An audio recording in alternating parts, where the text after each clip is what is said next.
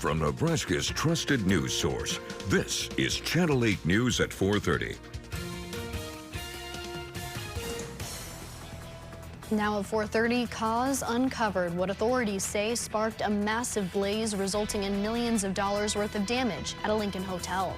Plus, plot intercepted. How the FBI says 5 people, including one Nebraskan, planned a terror attack near the White House on Sunday. What we're learning tonight about the Nebraska suspect. Also, title at stake. Which teams are fighting to stay in the running for the College World Series championship? But we begin tonight with a meeting happening to discuss a potential data center in Gage County. Thank you all so much for joining us on this Tuesday. I'm Mackenzie Johnson. Talks about a data center have been heated in Gage County. Back in April, the Beatrice mayor shutting down some of those concerns, assuring people this wouldn't impact the city. But tonight, the public has a chance to make their voices heard. The Planning Commission will be holding a meeting at 6 o'clock, and they'll weigh the idea of a moratorium, potentially putting any data center plans on pause for the foreseeable future. Plenty of people living in Gage County have been raising concerns about how a data center would impact the water, air, and land in the area. I'll be at tonight's meeting. We'll have a full report for you tonight in our 10 o'clock newscast, where you can hear what everyone has to say and find out what the outcome is. Breaking now, officials releasing new information on the massive fire at a North Lincoln hotel last night. In a news conference this morning, Lincoln Fire and Rescue telling us the fire started because of an improperly discarded cigarette. The flames engulfing Fairfield Inn and Suites on 27th and Superior Streets last night. Officials say the damage is worth more than $7 million. After tackling the flames last night, firefighters returning to the scene this morning, monitoring and putting out hot spots. Our team rushing to the scene as soon as we learned of the fire last night, and then again this morning. Crews breaking windows, spraying water inside the building to shut down any potential flames. Our reporter Danielle De Silva was at the press conference this morning with officials. She'll be breaking down all the details in our newscast tonight at 5 and 6. And the best way to stay up to date with all of the big new developments is to follow along on our Now Local News app. That's where we've been posting updates as soon as they happen, just like we've been doing with the massive fire outbreak across the city yesterday. All you have to do is scan the QR code there on your screen to download our Now Local News app. You can also send in your own videos and earn some money. Breaking now, 5 people are in custody after the FBI says it thwarted a potential terror plot at the White House UFC fight. ABC's Christian Cordero has those details. Today, at least 5 suspects are in custody across 4 states after the FBI said they were planning to attack the White House UFC fight night on President Trump's 80th birthday. Investigators say 19-year-old Tyson Proper from Ohio was among those coordinating the alleged plot. The criminal complaint against him describes his mother alerting authorities that she was worried about her son's recent firearms purchases and plans to recon with people he met online. Among those he's believed to be in contact with, according to court documents, Daniel Eskridge of Missouri, Abraham Alvarez of Nebraska, plus Michael Allen Thomas and Brian Roa of California. These images from the complaint allegedly show Roa conducting firearms training. None of the suspects has entered a plea. That same complaint shows these images of firearms and ammunition seized from Proper's residence.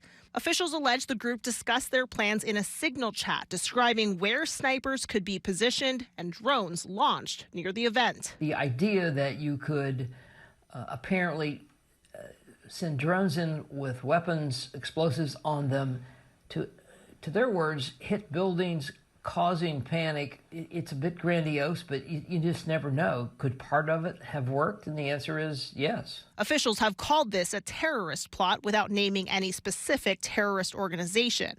The FBI says Proper's parents told them he recently begun interacting with a group online that claimed to be ex-military and Christian-based and expressed ultra-religious and anti-government sentiments. It's unclear how far along the alleged plot was. The Secret Service today said even after it was alerted of the threat, there was no consideration of canceling the event. The event was never at risk, period. Authorities say the investigation is ongoing as they work to identify more suspects. Christian Cordero, ABC News, Washington.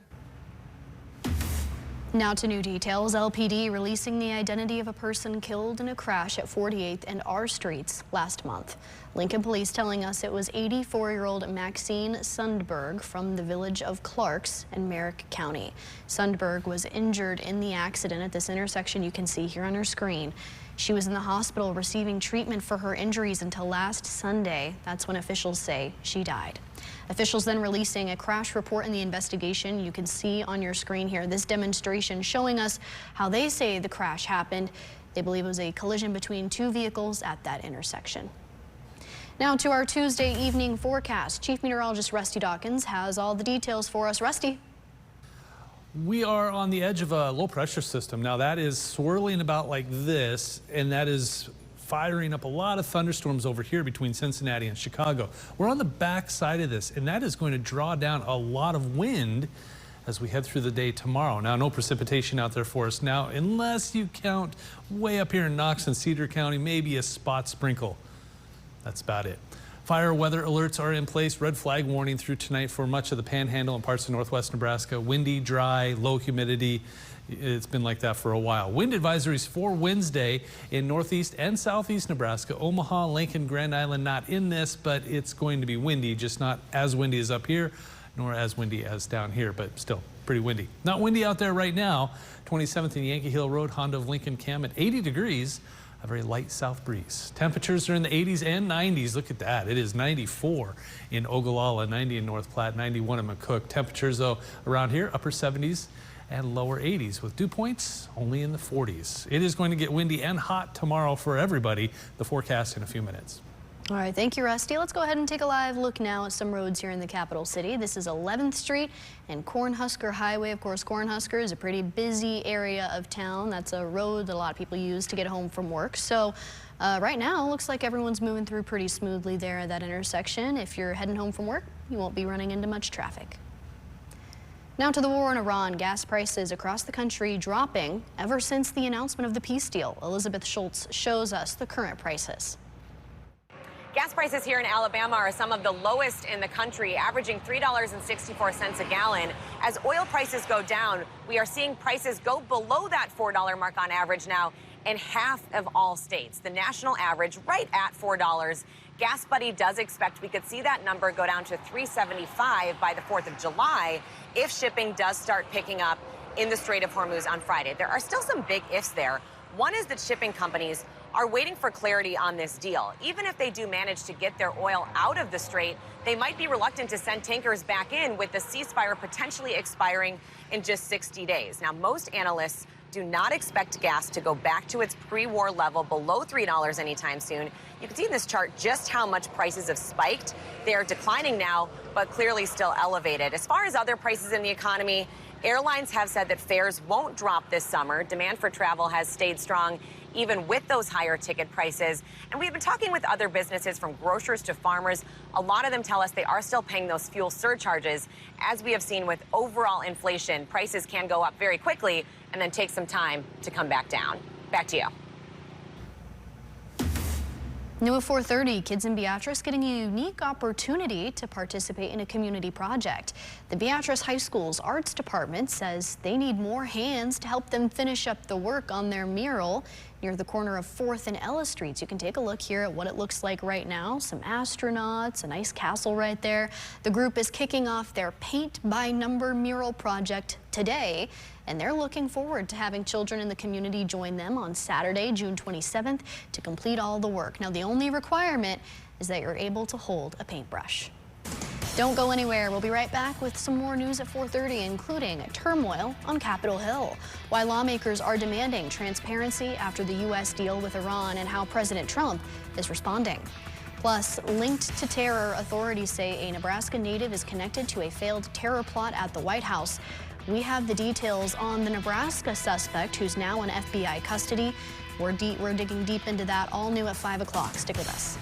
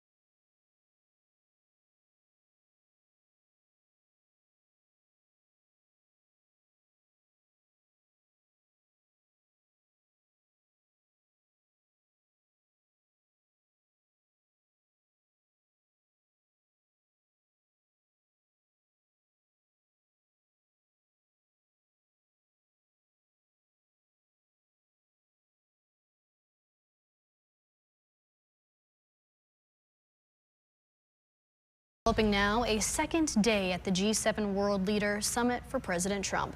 The focus for the day was on the U.S.-Iran deal. 2 days later, the public has yet to see an actual copy of the agreement, and lawmakers back in Washington are calling for information and briefings. ABC's Karen Travers is in Geneva, Switzerland with the details. President Trump at the G7 World Leader Summit expressing confidence in the U.S.-Iran agreement. We have a deal that's a fair deal. It's a good deal. But 48 hours after the deal was signed digitally by the president and the vice president, there is still no public text of the agreement. I'd like to get a formal setting first before we do that, but I have no problem with that. Senate Republican leader John Thune told reporters he hasn't seen the agreement. We are requesting that, and I assume we will at some point hear from the administration with greater specificity about what's in that memorandum. Senate Democratic leader Chuck Schumer demanding transparency and briefings for lawmakers. No one quite understands what Trump is up to, and now he's keeping everybody in the dark. Israel also requested to see the agreement, but according to an Israeli source and a U.S. official familiar with the matter, that request was denied. Senior administration officials say the deal reopens the Strait of Hormuz and lifts the U.S. blockade on Iranian ports. But the U.S. and Iran are giving conflicting information. The president insisting the Strait of Hormuz will be a free waterway. The strait is going to be open toll-free, and it's toll-free beyond the 60 days. But senior administration officials say the deal ensures it will be toll-free for 60 days. Then the issue has to be renegotiated. Iran, meanwhile, says it plans to collect service fees in the strait. And there are questions about the negotiations over funding for reconstruction in Iran, sanctions relief, and the unfreezing of Iranian assets. Israel's operations against Iranian-backed Hezbollah in Lebanon could be a major hurdle to a final U.S.-Iran deal. Iran says they cannot make a deal to end the war until Israel's forces are out of Lebanon. But the Israeli prime minister says they're going to stay there as long as necessary. President Trump says a U.S.-Iran deal can survive if Israel continues its strikes in Lebanon. Karen Travers, ABC News, Geneva, Switzerland. Time now for our full forecast at 4:30 with Chief Meteorologist Rusty Dawkins. Rusty? We are looking at an interesting week, and we're towards the end of spring and getting into summer, so this is usually the time of year that we can start to see a little bit of everything. It can get really hot and really dry really fast. We can also see some strong to severe storms, and I think we're going to see a little bit of all of that mixed in over the next 7 to 10 days. Now tonight, temperatures fall fairly quickly to about 72 and then just zoop, stay there. So I love 72 degrees for a high, but when it's the overnight low, that's not usually the best thing. The wind is going to pick up a little bit as we head through the overnight, and tomorrow morning we're looking at sustained winds around 20 miles per hour, gusting up to around 35 miles per hour, maybe a little bit higher than that between 4 and 6 o'clock in the morning, well, 2, and so overnight. We'll just make it easier and say overnight. So the wind will pick up when you wake up tomorrow morning. If it's garbage day for you tomorrow morning, make sure that they're stable and because you don't want to have to go chasing trash all the way down the street. A little bit of light precipitation in very far northeastern Nebraska, Knox County, Cedar County, maybe Dixon County might see a sprinkle or two towards Sioux City. Everybody else just partly cloudy to mostly sunny skies. All right, hang on. I'll get out of the way. Jeez. 48th and Cornhusker Highway. Still waiting. I should look. I think they tell you when these streets are going to open up. And instead of me just complaining every day that it's not open yet, I should just go and see when it's going to open up. For ABC Seamless Cam at 48th and Cornhusker Highway, that's a busy intersection. Precipitation so far right around 12 inches. We're normal is at 13 1/4, so we're slipping. We're trying to get caught up. We're so close. We're about an inch, almost an inch and a quarter, just over an inch and a quarter behind where we should be. We may make up for some lost time over the weekend. Temperatures over the last 24 hours, we topped out in the lower 80s yesterday, and that's about where we're at right now. Notice those overnight low temperatures around 62. That's not bad. That's about where we're supposed to be. We're going to tack on about 10 degrees for that overnight low tomorrow morning. Notice we're dropping into the lower 70s, and that's where we're going to stay as we head through tonight into early Wednesday morning.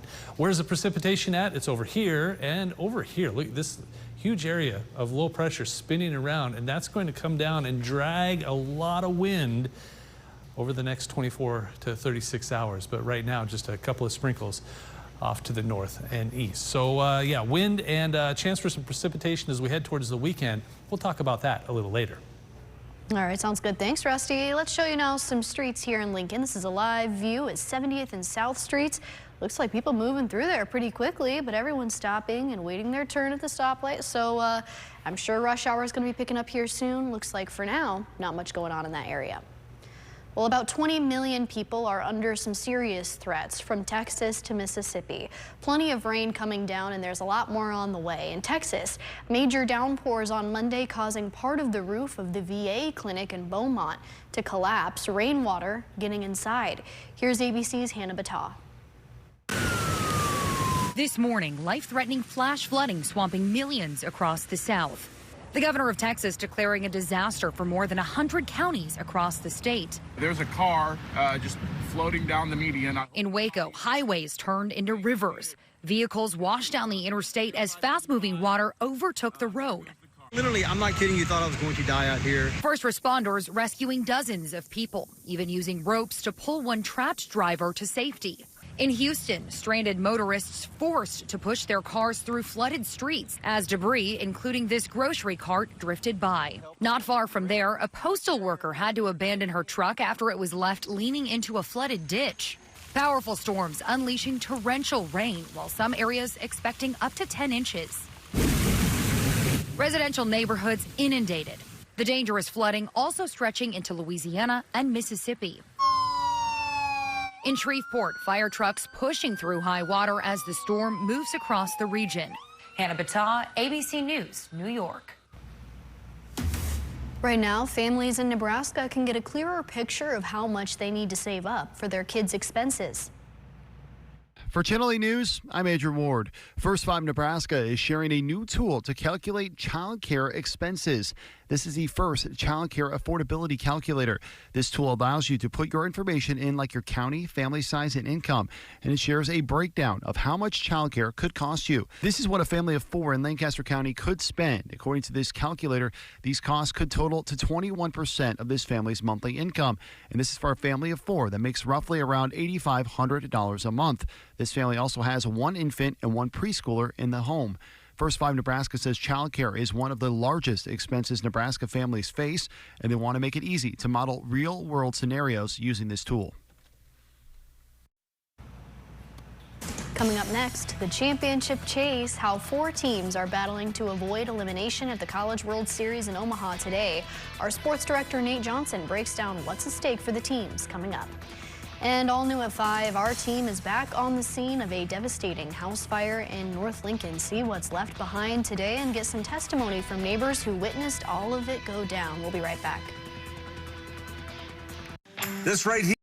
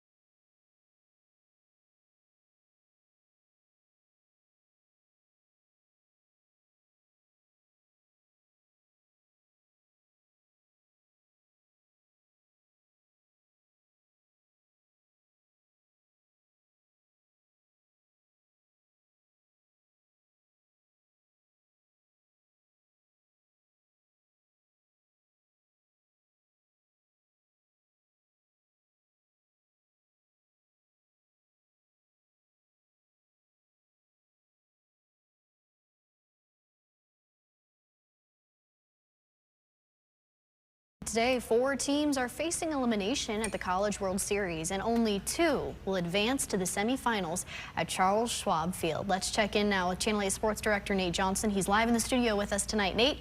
Yeah, thank you, Mackenzie. 4 teams, as you said, facing elimination up in Omaha today. Both North Carolina and Oklahoma have already punched their tickets to the semifinals. The action started with West Virginia and Troy. This one's still going on, but the Mountaineers beat Troy 7-5 to open play at the College World Series.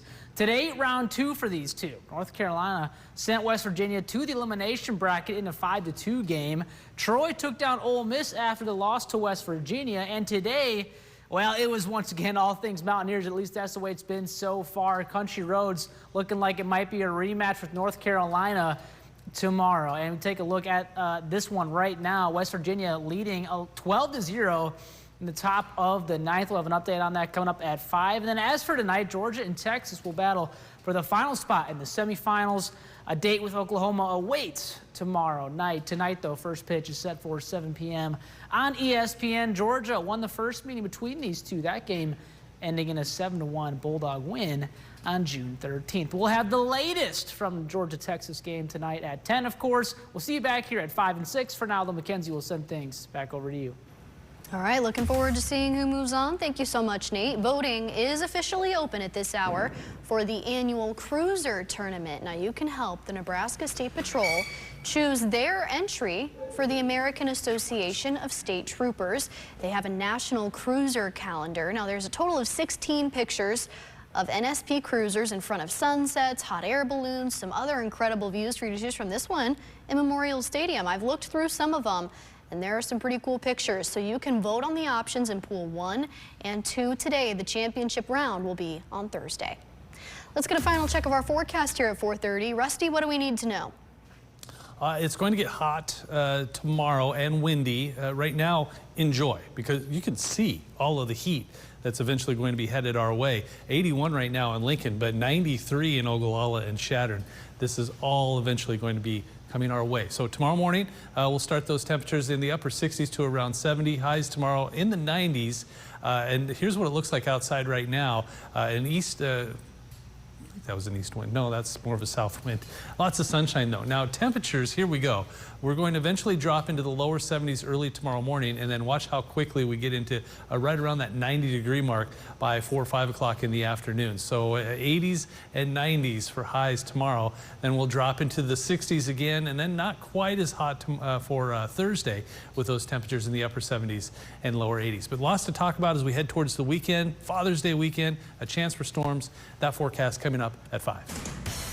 All right, looking forward to it. Thank you so much, Rusty. That's going to do it for Channel 8 News at 4:30. Rod Fowler is coming up next, along with our reporters and our citizen journalists. We've got a lot for you at 5. Stick with us. Founded and operated by American veterans and patriots, we bring a warrior ethos to every case. We are Barry Law. Let your voice be heard by sharing your photos and videos to the Now Local News app. Earn points and redeem them for gift cards. Scan the QR code to join. If the world were like a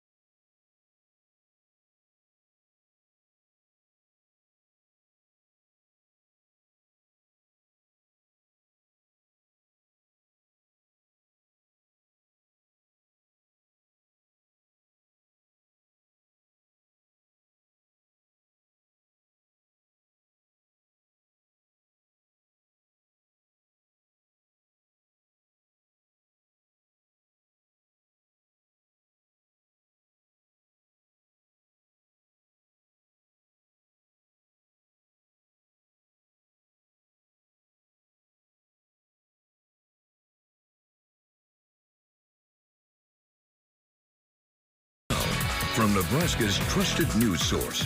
This is Channel 8 News at 5. Breaking now, smoke and suspicions swirling throughout Nebraska. Good evening, everyone, and thank you for joining us. I'm Rod Fowler. As we come on the air tonight, we are following two big breaking stories.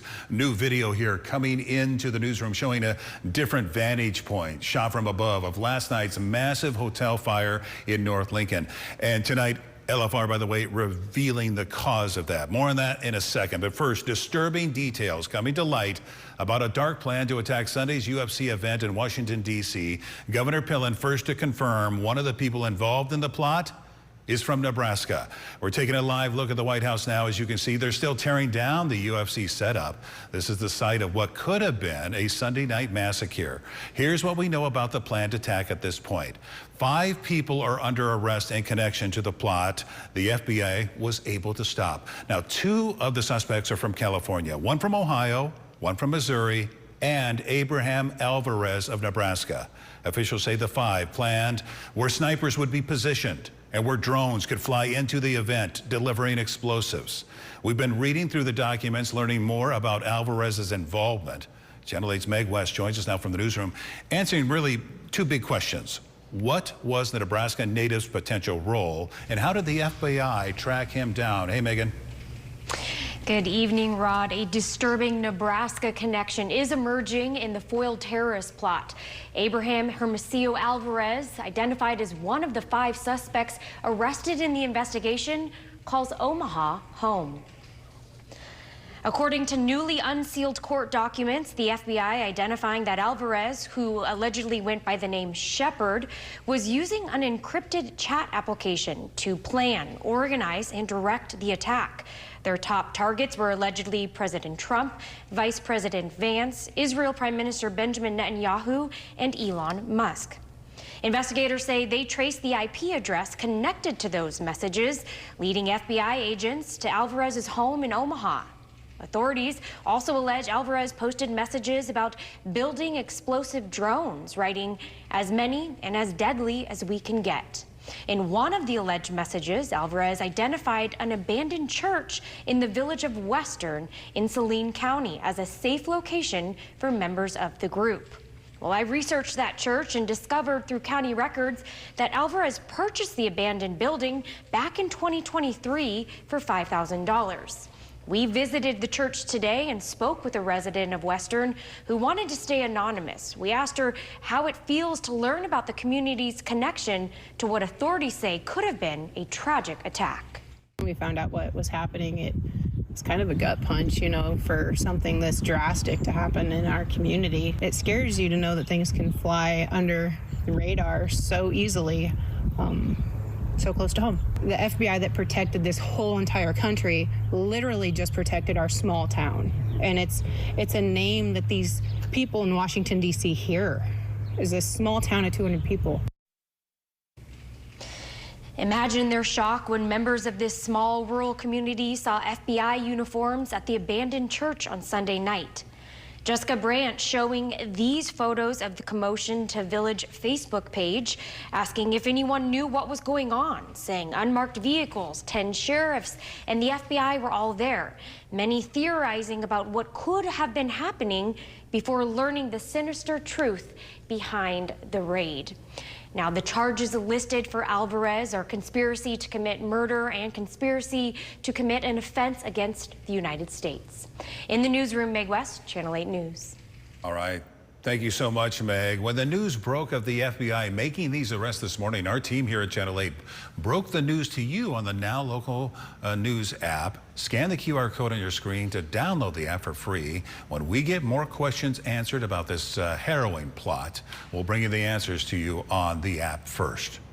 The other big story breaking at this hour, investigators locating a key clue revealing the cause of a hotel inferno in North Lincoln last night. We first brought to you last night at 10 o'clock. Channel 8's Danielle De Silva back on the scene today near 27th and Superior after being there for hours as the blaze was burning. Danielle, what can you tell us?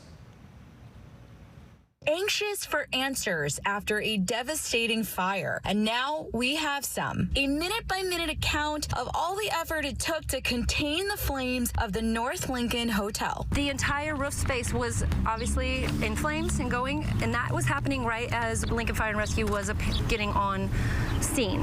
LFR spokeswoman MJ Learman detailing how things unfolded during Monday's fire. Crews going directly into the building, medic units dispersing water from outside and above. We searched until we were absolutely needing to come out, so they did an all-emergency out. At that point, the roof was collapsing, the third story was collapsing into the second story, and it was dangerous for our crews to be in there. The flames first noticed by a passerby around 6:50 p.m. He alerted the hotel manager, who set off the fire alarm. And good thing, since there aren't any detectors located within the attic. Due to the construction when this was built in 1993, so that smoke and smoldering went all the way up to the attic space, where there is not a stop either. Items inside the hotel will most likely never be recovered. There's no going in, no going in. They are out, whatever they had in there. Are you coming?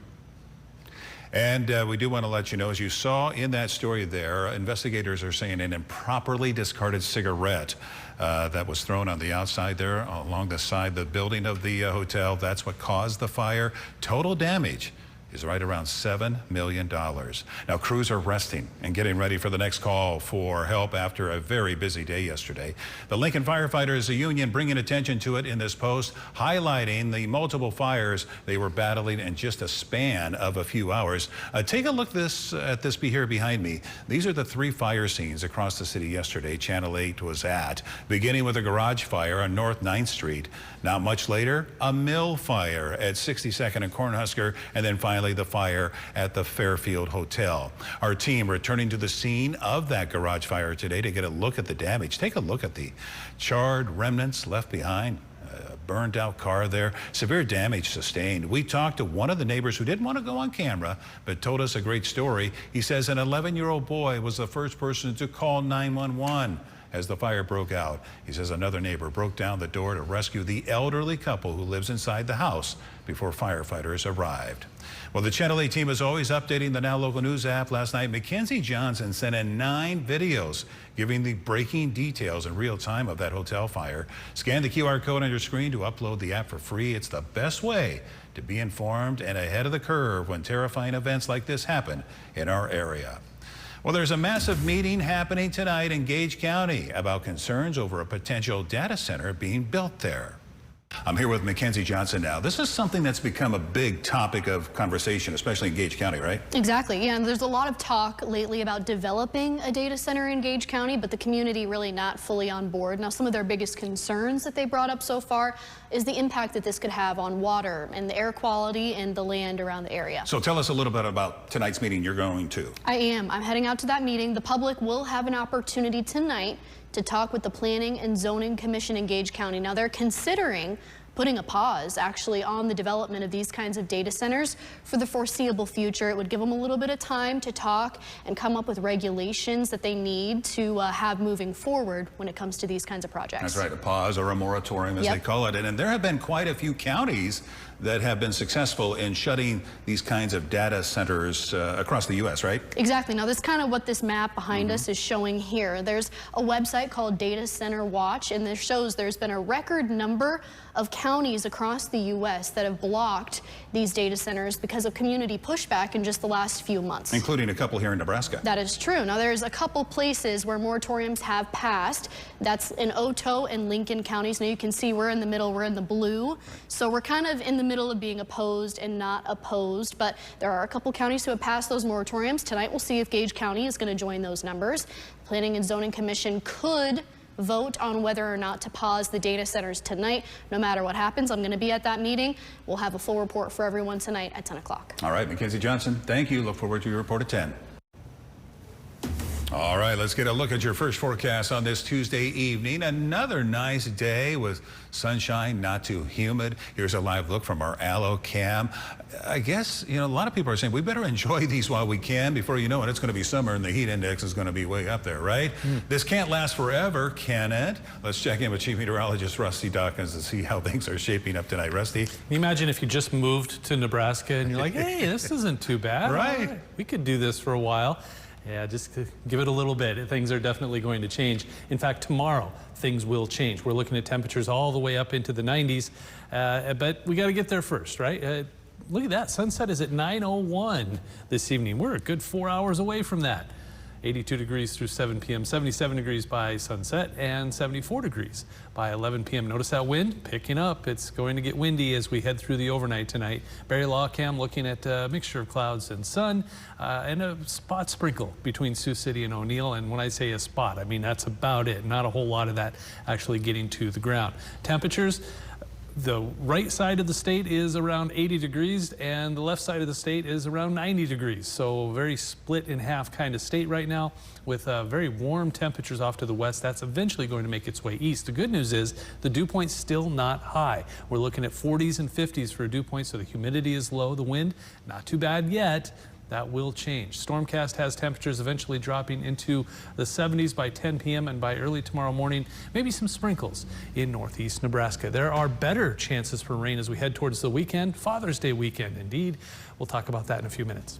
Thank you, Rusty. Stay with us. We have more headed your way after the break and a fresh batch of stories coming up at 6 o'clock, including crushing containment. Crews are getting more of the South Fork wildfire contained. What concerns they still have after the firefighting efforts. And coming up after the break, win or go home. Channel 8 Sports Director Nate Johnson joins us to talk about the College World Series. Which teams have the best shot at reaching the championship? Stay with us.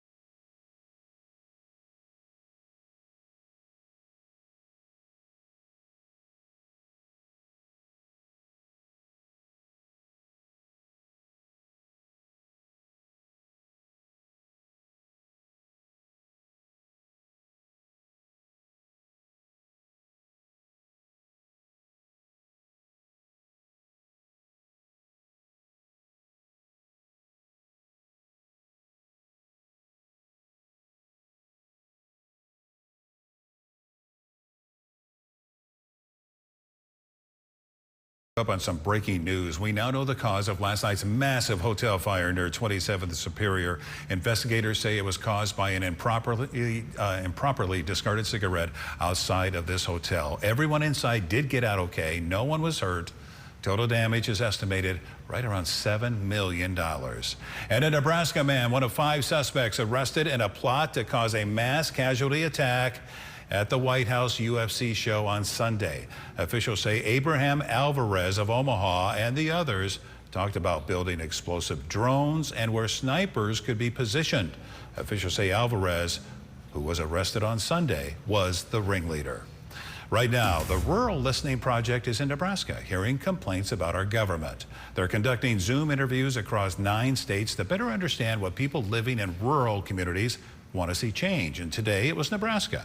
Executive outreach is one of the key complaints we heard while listening in on the Zoom conference today. Here's the call leader highlighting one of the main concerns of the government from Nebraskans. There really does need to be a limit put on lobbying and corporate donations to politicians. Corporations are not people. And we heard that sentiment over and over again across the aisle. While they found that both sides of the aisle think the other side is corrupt, more than 50% of all of the people they interviewed see the government as a whole as corrupt. Also right now, the Syracuse Rescue Squad is giving an honest message to their community. They're talking about their extreme shortage of first responders right now on their team. They say all of the calls that require first responders are held together by a small group of people who are currently stretched thin. They're desperately asking for people to join their team. Now, applicants don't need medical experience. They do not need to be young or athletic or even available every day of the week. Applicants just need to be willing to learn. They say they're asking the community they serve to help them serving it. Now, your Storm Alert Team forecast with Chief Meteorologist Rusty Dawkins.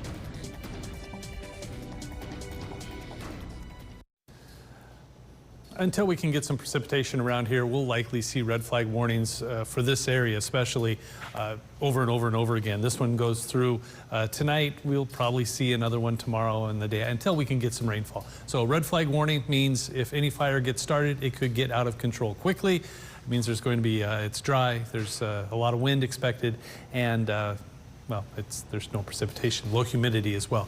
Wind advisory for northeast and southeast Nebraska does not include Interstate 80, but it'll be close enough. I think everybody will be fairly windy. Now, today's almanac, a little cooler than average, 80 degrees. At least we didn't drop into the 40s like we did yesterday morning, 59 for the low. Pretty close to normal overall. And precipitation-wise, we're above average for the month so far. We just need to see a little more. Barry Lawcam looking towards downtown Lincoln, a very quiet afternoon out there with comfortable temperatures, no wind. We had some sunshine today. It was really a nice day. Things are about to get different. We're right at 81 in Lincoln right now, but look at these temperatures. 94 in Ogallala and Shatter, 91s in McCook and Imperial, 89 in Broken Bow, but cooler around here, 79 in York. So compare that to your 90s off to the west, and it feels much better here. And the dew point's helping. It's 47, 49, 52. Once you start getting closer to 60 degrees, that's when you start to feel it. So we're a ways away from that. A variable wind, less than 10 miles per hour. Again, enjoy this while it's here because things are about to change. Now, we've got this wind at anywhere from 5 to 15 or 20 miles per hour, gusting a little more off to the west. This is eventually going to pick up. In fact, I'm going to show you that right now. Here's your stormcast through tonight. See how the wind kind of picks up. So early tomorrow morning, 20, 30, maybe 40 miles per hour in southeast Nebraska. And then another wave comes at us from the north and west. This is, again, 20, 30, 40 miles per hour through late Wednesday morning into the afternoon hours. Some spots may see the middle and upper 40 mile per hour range, maybe close to 50 miles per hour in north central and northeast Nebraska. And then it fades away as soon as that sun goes down by 9 or 10 o'clock to 11 o'clock tomorrow night. So just a windy day, and on the hot side too. I'll show you the temperatures in a second. Satellite and radar is quiet, and that's going to stay that way. Maybe a few spot showers in north central and northeast Nebraska overnight tonight. Lots of sunshine expected tomorrow, and quite a bit of wind and quite a bit in the way of temperatures too. We're looking at a very warm couple of days ahead, but by tomorrow night, that cloud cover goes away. Severe weather potential is out there for Saturday, almost the entire state. Timing of that still being figured out, but this is Saturday afternoon. It starts to show up and then eventually pulls to the east by 7 o'clock, 8 o'clock, 9 o'clock for sure, and then really kicks in as we head through the overnight into early Sunday morning. I'm hoping this just turns into a rain event instead of seeing severe weather overnight, because that's never good. And then everything pulls off to the east by Sunday afternoon. How much rain are we talking?